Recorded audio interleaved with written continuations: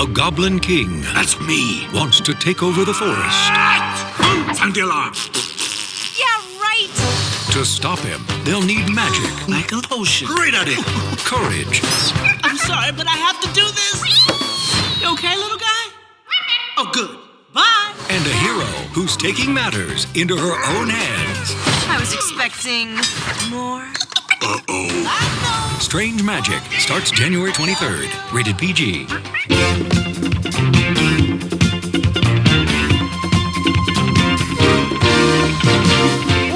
Welcome, one and all, to yet another episode of Escape from Walt Disney, the podcast where we review movies, TV shows, and short films available on Disney Plus, chosen completely at random. I am your host, Tony Goldmark. Joining us today in person is Charlie Callahan. Strange Magic. Haley Baker Callahan. Dance, magic, dance. And Gaby Tyrrell. This magic is really, really strange. This week, the randomizer, in its infinite wisdom, as you can already tell, has chosen Strange Magic, the animated Lucasfilm production from 2015. I've never actually seen this movie, but I know it by reputation. Has anyone in this room actually seen this? No, but I've always wanted to. Like, I remember seeing previews for this. This is a fantasy movie. It's a jukebox musical. It's everything up my alley, and yet I just never got around to seeing it, and it kind of disappeared into obscurity, and I kind of forgot it existed up until now. Thank you, Randomizer. I have never seen this because at the time it looked rather silly. Not a silly I'm interested in, but I am aware of its niche fandom on Tumblr circles, so I am aware of some of the dynamics in it. Very excited. I have neither seen it nor am I aware of its reputation, although I do remember the vibe that this came out in, because it seemed like, okay, now that George Lucas is free from the shackles of Star Wars because it is now in the loving hands of Disney, we have the promise of Force Awakens. I don't even think we knew what the title of the movie was at the time. Mm-hmm. I think we knew the title. We knew it was subtitled Force Awakens. I think this came out in like January 2015. Yeah. So that first trailer had already dropped. The one that set the world on fire a year early. Star Wars was going in a George Lucas-less direction. So this seemed like the kind of movie he would want to make, especially if he were just completely unhinged and unleashed. Again, free from the shackles of the Skywalker saga and the world that he created. But nothing really came of it. See, I always assumed this was a holdover from when George Lucas owned Lucasfilm. I'm actually looking it up on Wikipedia now. It says George Lucas had long wanted to make a film for his 3 daughters. Aww. With the original idea for the movie being generated 15 years prior. He described the film as Star Wars for a female audience. What? Which, I mean, George. Star Wars is kind of already Star Wars for an everyone audience, I always Star thought. Wars is for everybody. Yeah, I that's mean, why it took off. It is a male main character and mostly male characters, so I understand wanting to skew that ratio a bit. But at the same time, it was my mother that got me into Star Wars because she saw like the original trilogy in theaters and fell in love with it, and she shared that love with me. I'm a second generation Star Wars fan on my mom's side. But Charlie, it looks like you're basically right here in that George Lucas did have a lot of involvement with this production. I don't know if he was going to develop it independently and then Disney bought Lucasfilm anyway, so Disney just ended up distributing it. But Lucas apparently stayed pretty involved with this production, whereas with Star Wars, he just let JJ take care of it. So wait a minute, was this directed by George Lucas? Or No, was it was for George hasn't directed anything but Star Wars prequels since 77. Yeah. This was actually directed by, of all people, Gary Rydstrom, who is a legendary sound designer in Hollywood. He created the T-Rex roar in Jurassic Park. Okay, so we're talking... So he's a living legend, at least as far as your ears are concerned. Yeah. And then he became Pixar's go-to sound designer, and through that, he actually became part of the Pixar Brain Trust, and they even let him direct a short, which was Lifted, the short about the aliens. Oh, shit. That was an amazing short. That was the one in theaters before Ratatouille, and he almost directed a feature for them, but it was that one Newt. Remember that? Oh, R.I.P. The one that was canceled because it was too similar to Rio, I guess. Yeah. Or maybe that wasn't the reason, but it was really similar to Rio. It was Lizard Rio in that they were Yeah. like two endangered species and they had to like mate and then they had to go on a big adventure. When I was in college at Columbia College Chicago in the mid-2000s, I actually saw him speak. Oh, wow. He gave a speech in 2006 where he showed Lifted several months before it was in theaters. Wow. So no one had seen it before. It killed. It absolutely brought down the house. It's still one of my favorite Pixar shorts to this day because it's just absolutely hilarious. It's just such a flawless premise. Alien invasion, beams abducting people mixed with driver's ed. It was so fucking perfect. But he actually talked about his career in sound design. Like, he achieved the sound effect of the T-1000 in T2 going through the metal bars by holding a microphone up to a can of dog food being poured out. He said, I always loved that they spent like $7 million on the visual effect and 75 cents on the sound effect. It's always the most simple stuff that you wouldn't think to use that turns out to be the most effective. Hitting barbed wire with a wrench. That's your laser blast right there. And he mentioned the T-Rex roar, which he achieved by combining the sounds of all these different animals. And he talked about working on the edit and the sound mix of Jurassic Park. And meanwhile, Spielberg is in Europe shooting Schindler's List at the same time. So in between shooting, they would deliver him rough cuts of Jurassic Park for him to approve. Gary Rydstrom is there the day he's showing Spielberg the shot of the T-Rex roaring with the sound effect he had created. And this was the first time Spielberg had heard that sound effect. He stands up in the screening room and he says, "This is why I make movies!" I would have cried. Yeah. But then, I don't know why Gary Rydstrom left Pixar or what his reason was for directing this, but then he directed this. And here's a quote from him. We're not Pixar or Disney Animation, so in some ways, George was our John Lasseter on this one. This was before anyone knew anything. Give him a break. Aged like milk. I like the fact, not that I don't like advice from all over, but this is our thing. This is a Lucasfilm project. I remember when Labyrinth came out and how exciting that was.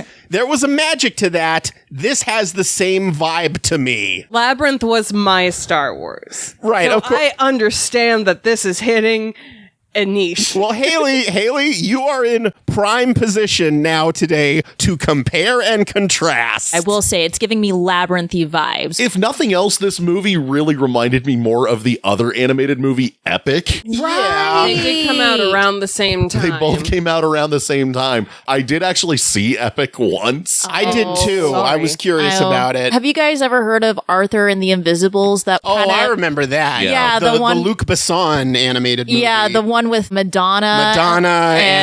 and the kid who played Freddie Tim Highmore. The kid who played Tim Burton's Charlie. Yeah. I remember when I saw trailers for this, I was like, they're still making this kind of movie? This fucking Shrek ripoff? Because there was a lot of movies like this, just really cheap CGI Shrek knockoffs, like fucking Happily Ever After. Remember that fucking one? God. And Hoodwinked and shit like that. Ant Bully. Oh, God. Hoodwinked is ugly. Gary Rydstrom apparently also co-wrote this movie. George Lucas wrote the story, but the screenplay was Gary Rydstrom, Irene Mecci, who also co-wrote The Lion King and Hunchback of Notre Dame. Okay. Who worked a bunch with Disney in the 90s. And of all people, David Berenbaum, who wrote the Haunted Mansion movie with Eddie Murphy. Interesting. And Elf. So we got pretty decent writers, actually. And then you get the guy there is a woman on the screenplay. Yeah. Which always bodes well for fantasy films with the film audience. So the cast of this movie includes Alan Cumming, Yes. Evan Rachel Wood, who, speaking of Madonna, Evan Rachel Wood is now playing Madonna in the Weird Al biopic coming out later this year. Oh my God. Oh, yeah. Kristen Chenoweth, Maya Rudolph, Alfred Molina, they're all in this movie. So a decent cast at the very least. I didn't realize Alfred Molina was going to be in this until you said it, and now I'm very, very excited. According to Wikipedia, he's in the voice cast. Yeah. Yes. Even though he's not listed on the Disney Plus menu. I don't know why. He's not that well known, I guess. You kidding? The whole internet went crazy over him just saying hello, Peter, Yeah, last that's year. true. So Yeah. a while back on this podcast, we covered Prince of Persia: The Sands of Time. Right. Has anyone in this room seen that movie? I've seen that twice. There is a scene in which Alfred Molina kisses an ostrich. Yes. All right. Worth seeing for that alone. And Put it past him. I found a clip of him on Craig Ferguson. We named the ostrich Anita. All right. But then I found out that Anita was actually Alan. Hello. So I think I can claim to be the first actor to actually commit an interspecies gay kiss on cinematic history. Congratulations. Thank you very much. Alfred Molina, everybody. We'll be right back. It's a jukebox musical. Yep. Obviously, it's titled Strange Magic, which leads me to believe it's got the ELO song Strange Yeah. Magic in it. I'm going to count how many songs are from at least a decade before this movie came out, just to see how aggressively out of touch. Keep a running tally. But when I said I knew this film by reputation, what I meant was I've heard it's horrible. I have not heard many good things about this movie. Give me the train wreck. Give me. It's either going to be a train wreck or like this beautiful lost gem. Well, I mean, if it's a Lucas production, it's going to be a grab bag of precious jewels or precious shit. So We don't know if we're getting Labyrinth or Howard the Duck. right. Exactly. Yep. Popular consensus hated this movie, but I have disagreed with popular consensus before. There you so go. There you go. You never know until you actually watch the damn And it's thing. not like on this podcast before where we've watched a Lucasfilm product that is apparently a hidden gem. Are you talking about the time we pretended that we were in an alternate universe? That was an alternate universe. Never mind. What's Star Wars? We will be right back with our thoughts on the 2015 Lucasfilm animated classic, Strange Magic, right here on Escape from Walt Disney. Come on home. See what's waiting for you. Waiting for you. Okay, we just watched Strange Magic right here on Escape from Walt Disney. Nerdy women have won today. We have won. It is hot garbage, but it is my hot garbage, damn it. And you folks thought the Encanto episode was divided. I couldn't stand this fucking movie. This movie was excruciating torture to me, but across the room, on the other side of the couch here, as you are hearing, Haley and Gaby were basically squeeing the entire time. This is Labyrinth fan fiction, and I loved every little single bit of it. I know it's not a well-made film. Obviously. There's a lot It's to awful. nitpick about it. Like, Labyrinth to me is not a perfect film. Labyrinth's but a great film. It is a great film. I will defend every decision made in Labyrinth. I cannot defend most of the decisions I in can't here. either. But if this had come to me at the age of 14, when I needed it most, like the unicorn of Last Unicorn, it would have fed me so much. This would have been mine. This is for the women, the gals, the ones who look The gals, the gays, and the days. Yeah. This is what that I is. understand that. However, Haley, this was the same sliding scale you used when we covered Fancy Nancy. You are not 14 anymore, I presume. Otherwise, your marriage to this guy would be illegal. A little awkward. Except in Alabama, I guess. But anyway, Whoa. There is a lot we can criticize about it. and I will. It's like candy. This is my favorite flavor of candy. But now that I'm an adult, I cannot survive alone on candy. Yeah. But I still have my favorite candy every once in a while, can't I? I wish the Bog King would come and take me away too. Be careful with your wishes. I will say, once more of the little girls who were like 7 when this came out start influencing the discourse, I do fully expect this to get a revisionist history of this was good, actually. Yep. And I, for one, welcome it. You, for one, welcome your new Welcome. Bog King But overlords. yes, played by the wonderful Alan Cumming, You're- by the way. Nothing Never against not Alan sexy Cumming. Alan Cumming. Oh my god, I had a crush on Holy Alan Lord. Cumming since Spy Kids as a young child. Introduced with the strongest I can fix him energy that I have God, ever yes. seen from his first scene. Yes. I will say this. This is one genuine compliment I'm going to give the film in broad strokes. I do like the idea of a bad guy who becomes a good guy. I do like that they completely set this guy up as, oh, that's the villain. That's obviously the villain. He gets a villain song. Well, like all the songs in this, it was written decades ago, but it's used like a villain song. Sure. He gets a villain song. He gets his own team of villain sidekicks who are all interchangeable. Color palette. Absolutely. And then by the end, through the power of love, he unexpectedly becomes the love interest. It's basically a Beauty and the Beast story where you don't know from the beginning that the beast in question is being set up to be the love interest. Like Beauty and the Beast, you know right away, okay, that's what the story is. Right. Here, it kind of sneaks up on you. I appreciated that in broad strokes. I do like that the Bog King got all these really bluesy songs. Really showed his just introduction. like that just showcased Alan Cummings' vocal range. I was My one sentence blurb of the movie was, have you ever wondered about the inner emotional lives of the Nutcracker fairies from Fantasia? Right around the time that Disney Plus was about to launch, they announced their entire lineup. Strange Magic was oddly missing from that, despite it being both the Touchstone film, as we discovered, and a Lucasfilm product. And the moment I mentioned that on Twitter, people were actually like, no, this movie was pretty good, actually. How did you feel about it? How did you Charlie? feel? I loved it. Et tu, Brute. I fucking love it. So it's Return to Oz all over again, where I just stand alone as Women the one have won hater today, on my ladies own and gentlemen. show. Women have won. I'm gonna fucking hate on this movie so hardcore. Yes. Like the story beats in the first fucking act do not make any damn sense They whatsoever. front load so much into that first There's act. no sense of time. No There's sense of no time sense whatsoever. Of relationships between Marianne and whatever the hell the blonde one's name is. Her sister, right? It's not Willow, is it? It's Dawn. Dawn. I knew there was Willow's a W another in there. Lucasfilm. You know it was a know. Buffy character. Yeah, right. And there's also a blonde guy. Blonde fairy. Blake Shelton. Blonde Gaston. Blonde Blonde. Gaston. Blonde Blake Shelton Blonde. Gaston. Prince Charming That in freaking fairy Elvis form. accent was so distracting. I wasn't Like, sure why? what he was Why did we going make this for. I was decision? like, Elvis. Why? What I else mean, do to I me, have? it didn't sound like Elvis. It sounded like Blake Shelton. But above all else, the pacing of those first two acts Oh, God. was abhorrently awful. It was So both why I do slow was and fucking fast. falling asleep. Okay. The moment Bog King and Marianne had their fight, that's when I became invested. Okay. Once you realized, oh, wait, that's where this movie's going? That's where this movie is going. Oh shit, we're doing this, aren't we? Like I said, that was definitely a case of, I can't think of a time I've seen a movie do that before. Okay. But it didn't make it better, at least that much. It didn't suddenly magically improve everything that had been bad about it up to that point. Actually, I'll double back on that. It wasn't that moment. It was the moment that Dawn was just starting to go like all fucking fangirl Okay. on Bog King. That was so That was funny. kind of funny. Her That was throwing cute. herself at Jareth the Goblin King. Her throwing herself at Loki. Her throwing herself at the Onceler. I need her you to throwing shut up herself- right now.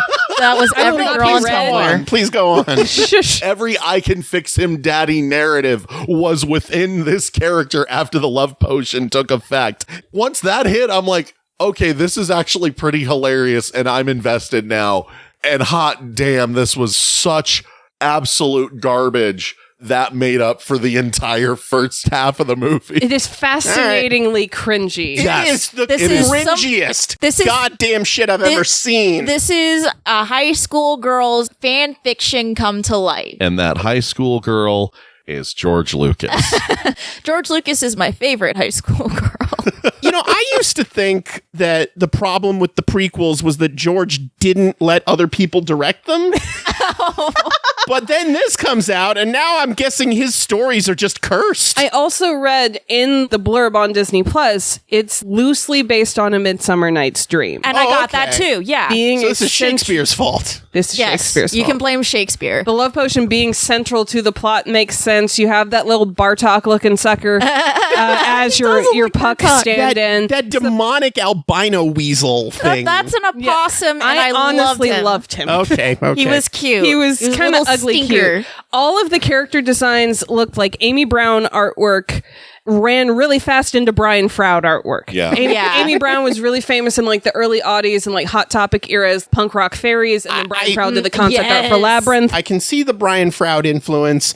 I can see the Jim Henson influence, but without the charm. It was hard to look at sometimes. Yeah, None of them were like visually striking enough to keep my eyes on, maybe with the exception of the Bog King. Most of the characters were somehow grotesque and bland at the same time. The fucking elves look like prepped and landing elves. Yeah. they looked just like the human characters that stand in the background in Shrek. That's what they look Absolutely. like. Yeah. That I They hate. look like Romeo and Juliet. Yeah. A little bit. I mean, all the character designs in this are slightly in the uncanny valley. The more creaturey creatures looked like something out of a Star Wars movie, and then the more humanoid creatures looked like something out of Mars Needs Moms. Right. Oh, yeah. Fairies. To me, it wasn't that bad, but it was just unnerving enough. Very unnerving. You can tell that their full animation capabilities of Lucasfilm are in video games. Yes. They Yes. feel like video game characters to me. They also spend a lot of time in really close face close-ups, which was uncomfortable because they're not quite there yet. I don't want to see that face close-up again. I need Can we some not? space. There is still COVID going on. You're in my Please. personal bubble. space. You're in the bubble. Absolutely, the one positive that I have for this movie is that it's hot garbage and I fucking love it as well. But the visuals in this, the photorealistic backgrounds, the close to photorealistic character designs being done all by ILM. Yeah, That's crazy. That's fascinating. Not an animation studio. That was fucking crazy and brilliant and gorgeous, especially for the backgrounds. What? I disagree. The backgrounds The looked pretty good. The Backgrounds, backgrounds looked lighting, good. The Character set- design.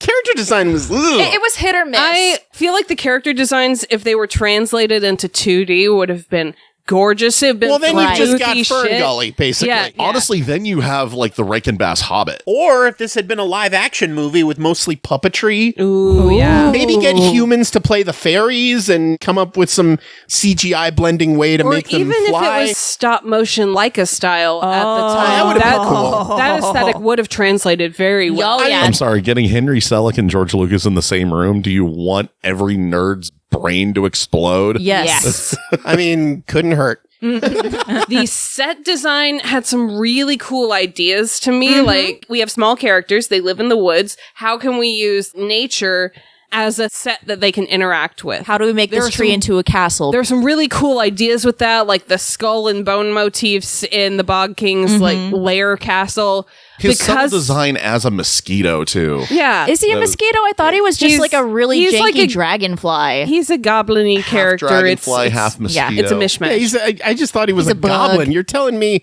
I mean, I knew this movie had bestiality in it, but you're talking...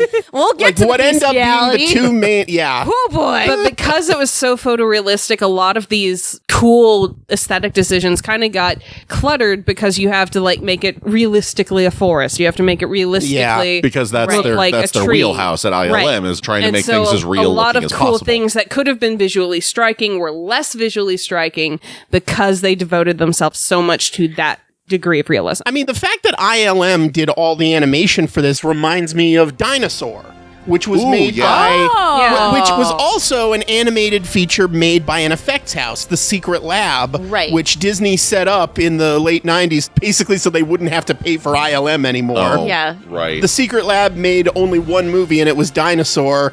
And as we've said on this podcast before, Emperor's New Groove threw shade at it. Yzma's got that secret lab. It really felt like the most visually appealing version of this film was not in this medium. Yeah, It was no. in a completely separate medium altogether, either 2D or stop motion or live action. This definitely would have been better as anything but a computer animated movie. I mean, the same year as this, Pixar released Inside Out. I mean, Yeah. Fair. Yeah, Inside there's Out. no reason this had to look as bad as it did. I mean, it But wasn't I also quite... don't think I would have liked it as much if it had been the Disney house CG style or Yeah. the Pixar house CG style because Exactly. they would have softened out a lot of the weirdness of Yeah. Basically, there's these two realms in this fantasy realm. There's the Fairy Kingdom and the Dark Forest. On the border of this, there are these flowers. What are they called? Primroses. Primroses. it. Because they bloom in light and shadow. Primroses are used to make a love potion, which is basically a fucking date rape drug. Let's be real. Well, they do establish that a love potion cannot cancel out true love. That's the one antidote, is if you're actually in love with someone. But if like they put the love potion on you and you're already in love with someone, that does not automatically change your feelings. It does not create something from nothing. It creates limerence. It does not create love. Over quarantine, I was part of the Worlds Elsewhere Midsummer Night's Dream performance. I remember in a lot of rehearsals, we talked about what does a love potion mean? What does that mean for consent? How are we portraying it in this version of our Shakespeare play? In those discussions, was strange magic ever brought up? Not once. Okay. To the movie's credit, by the end, it establishes, when you make someone fall in love with you, that's not real love. The people who treat it as the solution to all their ills are ridiculed for it through the film. Yeah, they have no respect for anyone like that. But it can only be made by the Sugar Plum Fairy. Kristen Chenoweth at her most batty. Kristen Chenoweth shown actual size. But She is really tiny. at the beginning of the movie, she's already kidnapped, but they don't mention she's kidnapped until like 20 minutes in. You're getting more pieces to the puzzle later than you assume you would get them. Yeah. Unless I missed something, they don't even establish that Marianne and Dawn are sisters until like the 30-minute I was mark. kind of confused. I 'cause, think like, she like calls her sis at the beginning. Oh, but that's right. She calls her sis once, and if you miss that, too bad. I guess I missed that because at first I was like, why is she so protective? Is that her mom? Honestly, Who are there was you? some like low-key lesbian energy before they revealed they were sisters. because they all have pixie haircuts. Yeah. and all pixie haircuts, and the fact that she went goth so quick This movie has bi energy. during one of the first song numbers. They went to split screen, and she was doing this spin around the stem of a flower or something. That was the one shot in this movie I really loved. that was the one. That's a really cool shot. Because it's a split screen and it's both the characters spinning around different stems, but they're doing it in perfect unison so that one character turns into the other as they spin around because it's a split screen.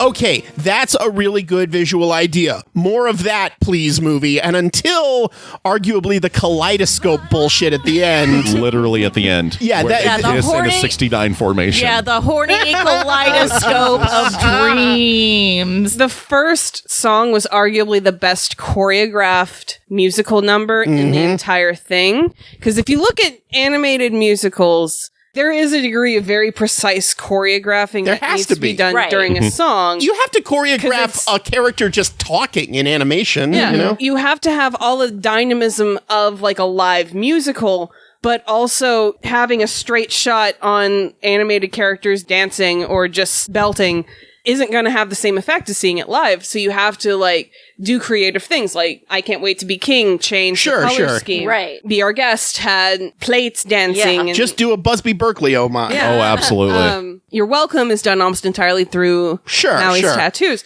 That's your time to get really experimental with how you present something. That's your time to get really fun camera angles like that. And that was But- the only song that did that. Everything Yeah. else was just like filming a musical. The first half of this movie was nothing but songs. It's Yeah. almost an Yes. opera.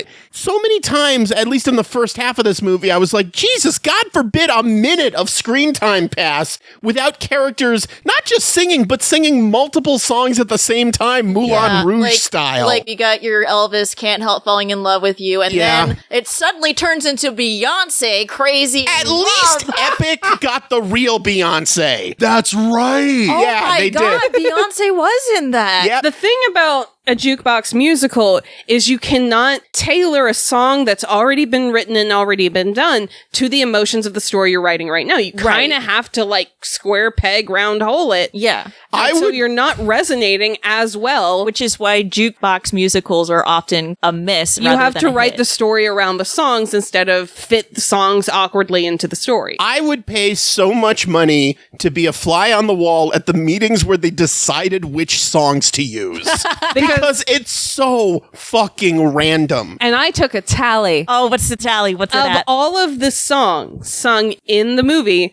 17 songs were from at least a decade before this movie was released. Right. Which, honestly, probably a better bet if you're doing a jukebox musical to not do the hip right now songs. Even Crazy in Love was over a decade old at that point. Crazy in Love was like 2002, 2003. There were But you're not going to get a sing-along of children by pulling out a Bob Marley song. Right. Yeah, or a fucking Elvis song, or Tell Him by the Exciters. I think some of these songs were only really in it because they were like, okay, well, we can't get the rights to this thing and we can't get the rights to What that songs thing. are cheap? What is cheap? Because the animation is expensive. Yeah. All these oldies and all these newies. Beyonce and then Lady Gaga fucking comes out Lady- of nowhere. They use the hook of Bad Romance, that na na ya na na ya na. Like a marching. Like They the use Wizard of that. Oz, the Yeah, exactly. Yeah. Oh, that was Gasplon's army's marching music. The mix of what is diegetic and what is non-diegetic in this movie is very confusing to me. Because it feels like the singing is happening diegetically,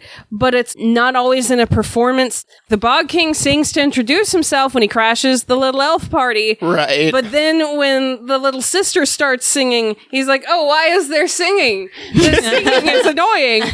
There's no blues chords in this. I'm sad. Not only do they infuse all these fucking pop songs into the movie as musical numbers, but also the score is mostly pop songs. It is. Or instrumental version of pop songs. Yeah. Like there's one action sequence where the fairy's fighting off a lizard, and just in the background you hear the chords and the hook of Barracuda by Heart. Yeah. And you think, okay, so they're gonna launch into Barracuda while fighting this lizard, even though the lizard's not a barracuda. So Yeah. but no, they never actually start singing it. It's just used in the background. And we checked the ending credits. It actually does list Barracuda.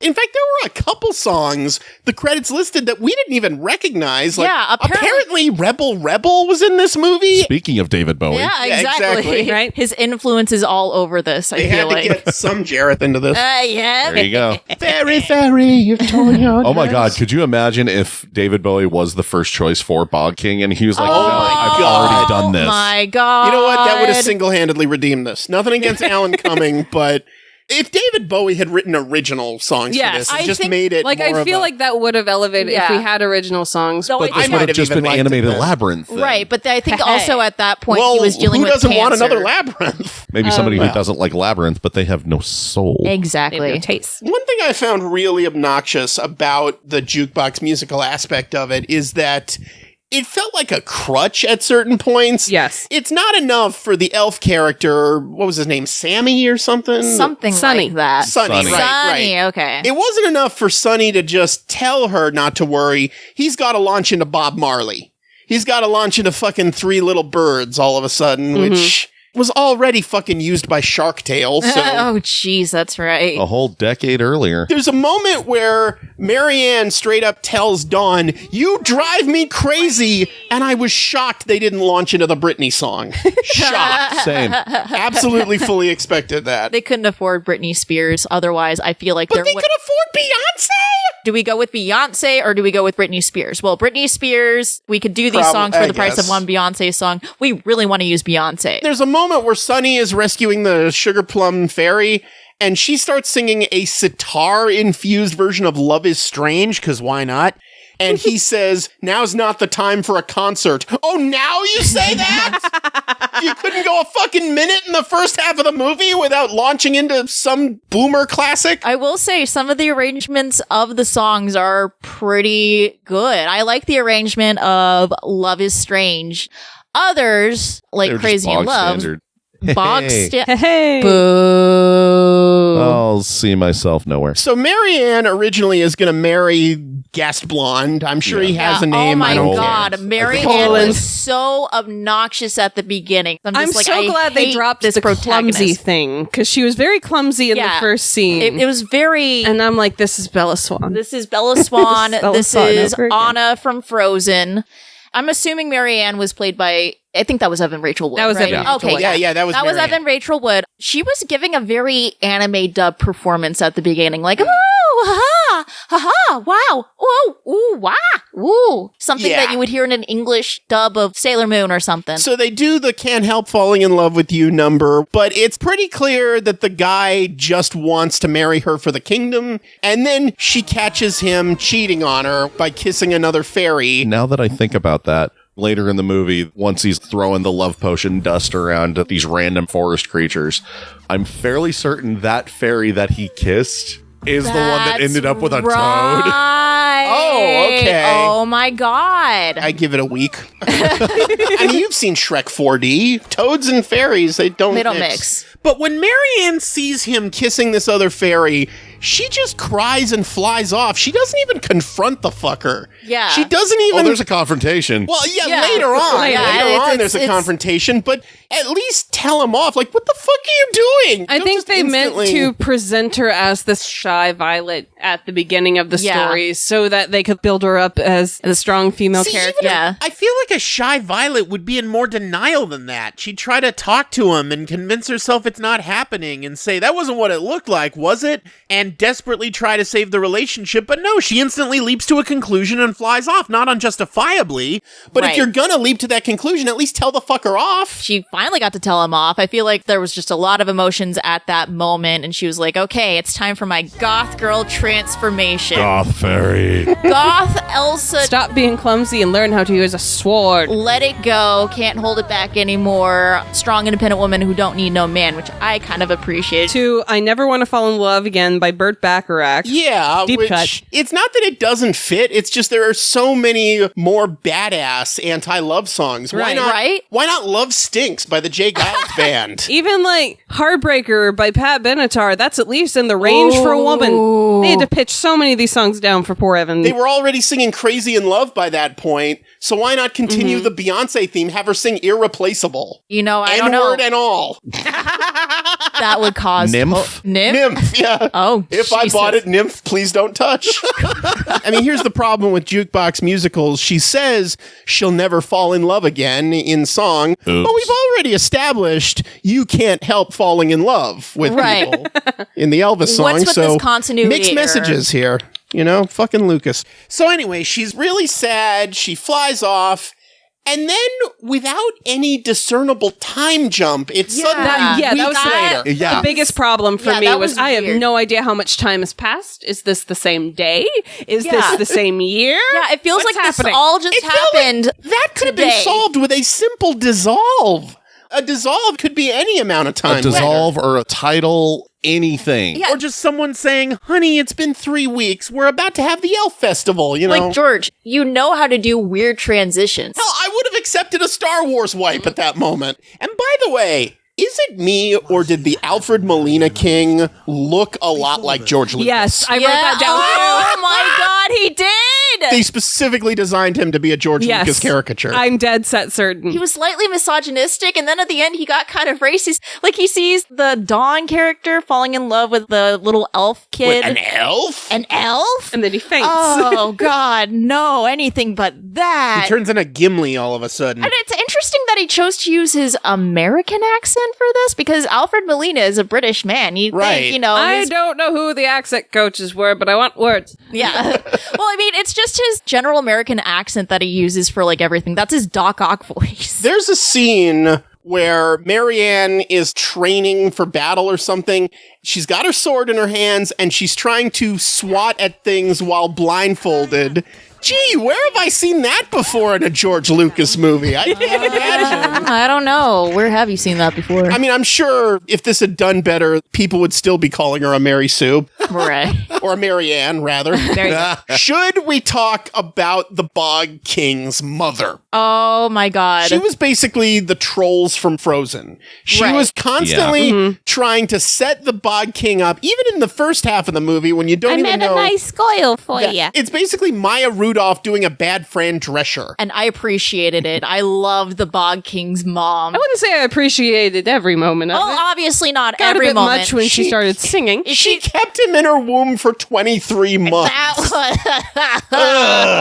Elephants only gestate for 18 months. At one point, we had river dancing fairies, and that was like, oh, light magic. yes!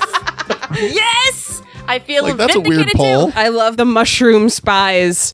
I have news from the mushroom, sire. The big, long-winded game of telephone. Which didn't amount to anything more than just the same lip sync gag from fucking Meet the Deedles, where you're saying what the Hey. actual message was, but you Hey mix up now. a few consonants. This is better than Meet the Deedles. Slightly. That's not saying much. Slightly. So you admit it's good in some aspects. It had that one cool split screen shot where they're spinning around the flower Gene Kelly style. But you admit it's better than Meet the Deedles. Staring at that wall for 10 minutes, for 90 minutes is better than Meet the Deedles. When the Bog King comes crashing into the party, like they were singing like this Jason Mraz-ass song. The Bog King's army slowly replaces like all the musical instruments. Stop this Jason Mraz sounding bullshit in here. We gotta sound edgy as fuck, motherfuckers. It's 2015. Lumineers are dead. That sound is dead. So the rules of the love potion are you sprinkle this pink dust in someone's eyes, and when they open their eyes, the first person they see, they fall in love with. Mm-hmm. So Sonny's trying to get Dawn to fall in love with him because he's in love with Dawn and doesn't know how to express his feelings and blah, blah, blah. And so he gets the love potion, he sprinkles it in her eyes. At the same time, the fucking Bog King and his minions are ransacking the party. And before she has a chance to open her eyes, they throw her in a sack. So the first creature she sees is the Bog King. And of course, she falls in love with him and instantly starts singing, of all goddamn songs, Sugar Pie Honey Bunch by the Four Tops. You know that I love I hate that song so much. It's Any a song cover of it, the original. It's a song that I used to love, but it just got played every fucking where, and I got so goddamn sick of it. It's one of those obvious needle drops. It's also apparently really cheap to license because you hear it in like every romantic comedy. Literally. And it was at that point I was just like, fucking kill me. There was kind of a drunkenness to that love potion, just the way she was like, oh, my bloggy woggy, kingy wingy. This is just a drunk girl at the bar at like 2 a.m. Look, Marianne, I can fix him. I can fix him for you. You can fix him like a veterinarian. Snip, snip, motherfucker. She didn't mind getting locked in the dungeon. Was anyone else getting slight BDSM vibes? Like, I feel like she would have been willing to go further. Love potions make you kinky. Who knew? Definitely. Why wouldn't they? When the lizard got love potioned by a little Bartok Puck guy, I thought Tone Loc was going to start up in the background from Ferngully. By the way, did the lizard ever really fall in love with anyone? So for all we know, the lizard's still in love with Sonny, and it's a fucking... It does Maybe look the like other it elf. became like a pet relationship. The first thing it saw was both Sonny and the other elf, and I was like, oh, the little lizard is in love with 2 of them. Yeah, there's all sorts of freaky deaky bestiality bullshit in this movie. The lizard's in love with us. Is that wrong? Yes! Yes. Are you telling me you wouldn't love a lizard? Depends. Figment? Not in a million years. How dare you? Good, because Figment's only for me. You can keep them. Good. I didn't recognize the song, but there's a moment where Marianne is on her way to rescue Dawn, and she sings a lyric, "Not gonna sit this one out." This one? How many times has your sister gotten kidnapped? The first couple of times she was like, I could save her, but I think I'm going to sit this one out. So like I said, it felt like every fucking minute in the first half of this, there was a new song. Second half, not so much. The songs mostly went away in favor of a big action climax. They lost the budget for the songs. That happens with a lot of animated musicals. That happened in Princess and the Frog and Frozen. Pinocchio, all the songs are in the first half. Yep. Right. Every last one. Once things get serious, it's a lot harder to break with the levity of a song. I'm not certain what the timeline of this was, but I know it's been in the news lately. Evan Rachel Wood famously used to date Marilyn Manson. Oh. Yep. And she accused him of abuse, right. And now he's fucking suing her for defamation, Johnny Depp style. Yeah. So bastard. Now, I don't know when they dated. I don't know if it was before this movie, after this movie, during this movie, whatever. But whenever she would talk about how Gas Blonde did her wrong and just issued a string of insults about the guy. Maybe I couldn't bear to see that he really was a shallow, power-hungry, cheating, chattering pig son of a... I couldn't help but feel like there was a bit of catharsis there. I feel the same, yes. That is not where I thought you were going with that. I thought you were going with her hooking up with the Bog King. No, well, she's clearly got a thing for bad boys. I mean, fair. He respects she's got a consent. type. What did he do bad? Let's ask that question. What is the worst thing he did? Nothing. Sugar Plum Fairy. He imprisoned all those fucking what? A misunderstanding. Yeah, she it was made a the love potion, I guess. But And then cutting off the heads of all the flowers. That's it. He talked a big game, but no one actually got hurt, which is the secret sauce recipe of a villain that women will fall for. Exactly. But us man-attracted women love a problematic representation of patriarchy that we can stand a problematic king. When Marianne crashed into the Bog King's castle and they started fighting and singing, my first thought was, oh, you can do a sexy fight in a PG film. Because that was, if you've ever seen the Zorro movie, it's the flirtatious fight. It kind of reminded me of an extended version of that one scene in Hunchback of Notre Dame between Esmeralda and Phoebus. It's always the flirtatious fight. It was incredibly flirtatious. And they don't know that they're being flirtatious because they're fighting. Exactly. They're good at fighting, so they're enjoying it, so they're really flirtatious about it. And then they're like, ooh. Except for Antonio Banderas. He always knew what he was doing. Yes, he did. This is such a horny goddamn movie. This is a very horny movie because this is George. Show us on the C-3PO where you want to touch it. Well, of course, because it's a George Lucas movie, how awkward is it going to be when they reveal the Bog King is Don's real father? One other shot I did actually like. The moment where Marianne is crashing through the Bog King's window. But she does this kung fu breaking in move where at first all he sees is like a silhouette of her in the distance and he's not even sure what it is. And it's silent. And before he can even figure out what it is, she's already crashed through the window. It's like, okay, that was broken. She is screaming. That was a nice beat there at the very least. And then during their fight, the Bog King says, I could do this all day. So he's Captain America, I guess. This was released in 2015. It was after the first Captain Avenger. America. And that is the Fairy Kingdom's ass. Hey. The mom fucking leads him into this room, this banquet, where she expects him to fall in love with fucking Marianne and has this heart with loaf spelled L-O-F-E. And they start singing the Black Eyed Peas, I Got a Feelin', which, no, why would you sing that? I cannot escape that fucking song. I fucking hate that song. Why? But tonight is going to be a good night. Charlie. Yes. I'm going to kill you. No. Like I said, the basic premise of a villain who basically gets loved into submission, not the worst idea. At the movie's best moments, or at least worst moments, I was kind of getting Lord Hater vibes from Wander Over Yonder. The idea of this villain who tries so much to present himself as this metal, uncompromising, hard-ass badass, but all the good guy has to do is be nice to him and he doesn't fucking know how to react.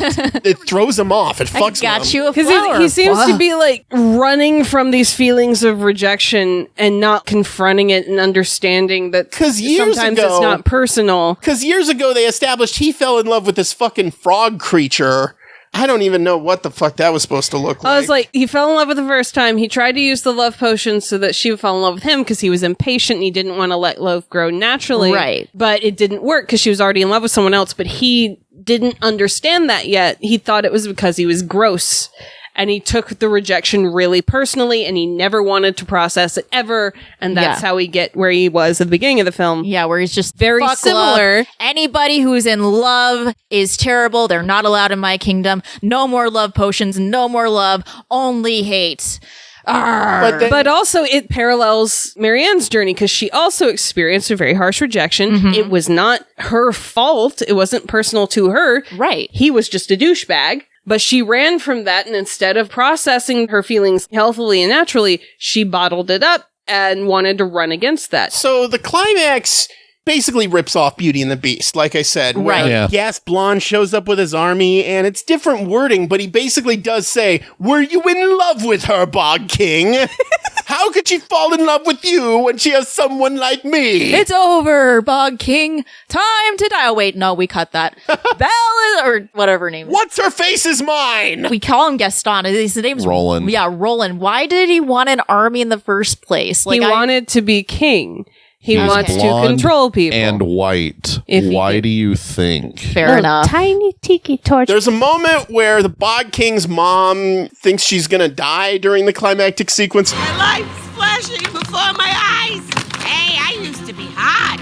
That was a good Don't act. give the shippers more ammo! It got horny at the very end. At the end, it got horny. The horny kaleidoscope. That was The like horny Wild Thing kaleidoscope. Yeah, That was more horny she than was the rest of straight it. up touching his ass at the very end. Oh, like, yeah. you Oh. saw that. Well, Like, she ran like her finger down his back. Up his back. she started at his ass. the top of his ass. It was his That's ass. what got this movie the PG rating. Yeah. They lay it on so goddamn thick at the end. Yeah. The Bog King and Marianne profess their love to each other, basically, in front of the entire cast of the movie. Let's watch these tree creatures fuck! I, for one, welcome it. And also, the giant lizards right there. It's beyond me why he doesn't just devour all these motherfuckers. Also, one interesting thing happened during their cover of Wild Thing.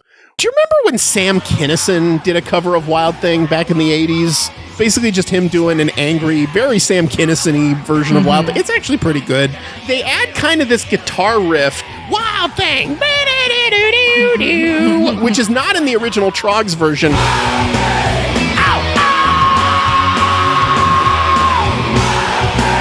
But here, they kind of did that riff orchestrally.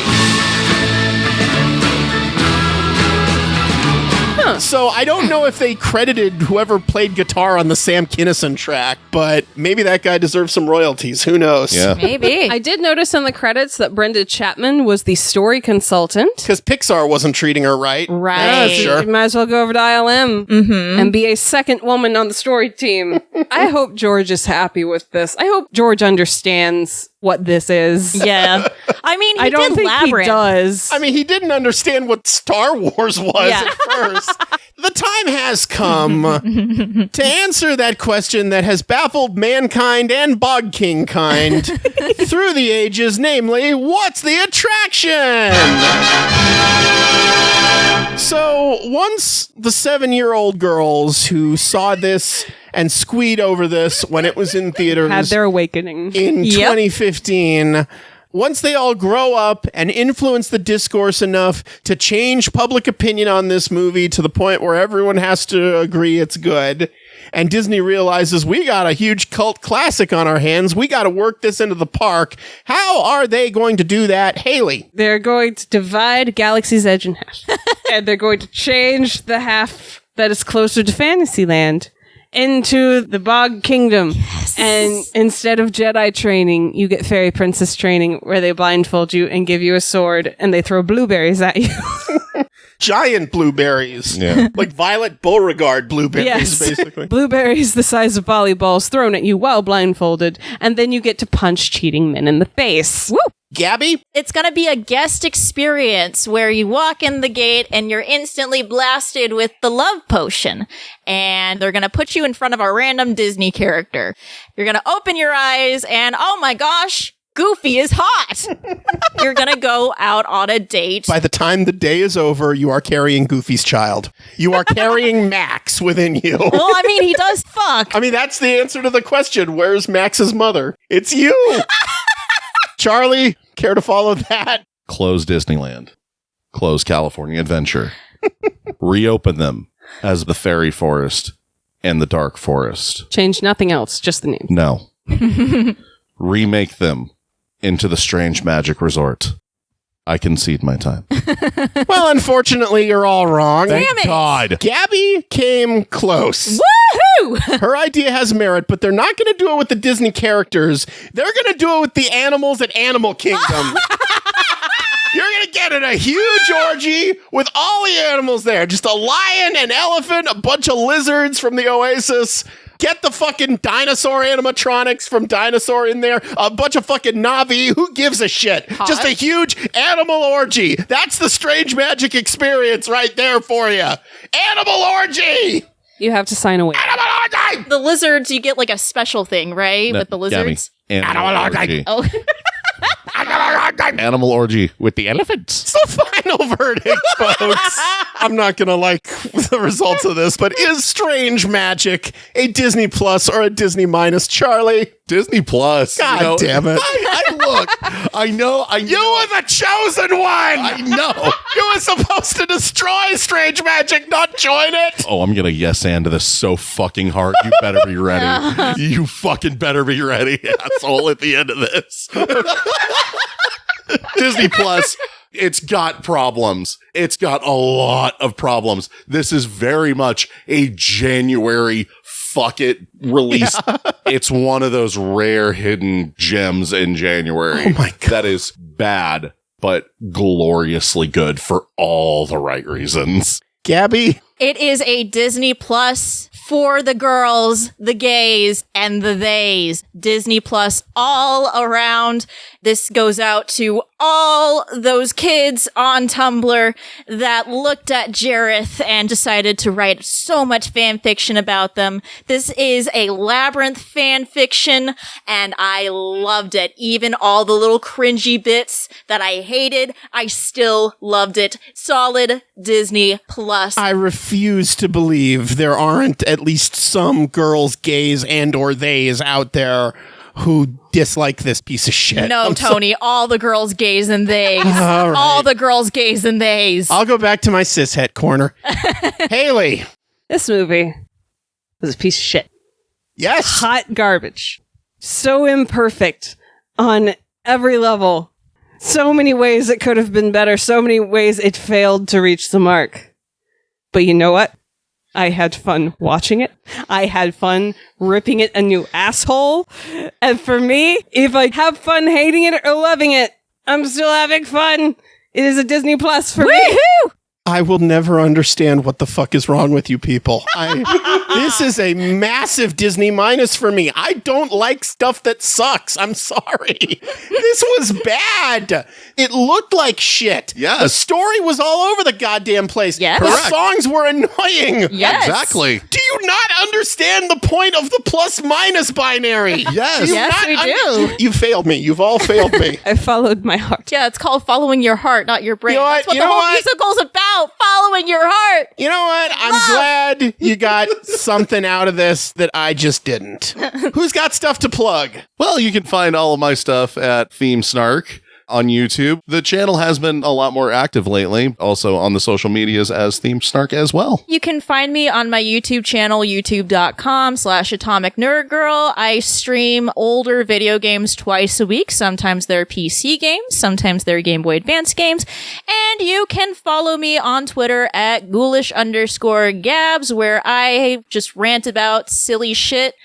And yeah, that's pretty much where you can find me. I am Trickster Bell, all one word, on all social medias. Watch her Labyrinth video. Yes, if you Yes. enjoy strange magic and you would like to be introduced to the feminist gateway / perfection that is Labyrinth 1986, I do have a video essay detailing all the ways it smashes every patriarchy.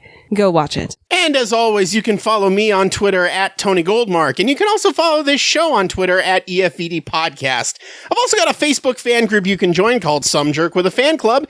And I've got a YouTube channel, youtube.com/Tony Goldmark, where you can find all 3 seasons of my web series, Some Jerk with a Camera, along with a bunch of other videos about movies and theme parks, and even a few scant episodes of this very podcast. You can find every episode of this podcast at pipedreampodcast.com, as well as all the usual outlets like Audible, Apple Podcasts, and Google Play. If you like what you've been hearing and you'd like to help us out, please subscribe, please leave a review, please give us 5 stars. All that stuff helps us get discovered by the almighty algorithm. If you'd like to help us out even more, you can donate to my Patreon, patreon.com/Tony Goldmark, where if you pledge any amount, even the bare minimum of $1 a month, you get to hear new episodes of this podcast one day early, usually on Tuesdays instead of Wednesdays, though this week it was Thursday night instead of Friday night. Sorry again for the delay. One more time, that is patreon.com/Tony Goldmark. Special thanks to all my patrons. You don't know how much it means to me. Charlie and Haley, you both still have guest choice options in your back pockets, and you know what? I asked Charlie first the last 2 times, so I'm going to ask Haley first this time. Haley, would you like to use your guest choice option on next week's episode or keep it in your back pocket? I will keep it in my back pocket. Thank you. She's keeping it in her back pocket, folks. Charlie, same question. Tony. I am the randomizer. Oh, God. Once more, the snark shall rule the podcast. He's gonna use it, folks, I think. That means we are temporarily setting the randomizer aside and instead asking that most important question. Charlie Callahan, what is your guest's choice? From 1995, starring George Wendt, Farrah Fawcett, Chevy Chase, and Jonathan Taylor Thomas, Man of the House. Oh, all right. Join us next week on Escape from Walt Disney when we will cover Charlie Callahan's guest choice, Man of the House. Come on home where your video's playing. Good times are waiting, it's true. Come where your family is waiting for Walt Disney and you. Walt Disney and you. Walt Disney and you. This is what I get for carrying you 23 months in my womb.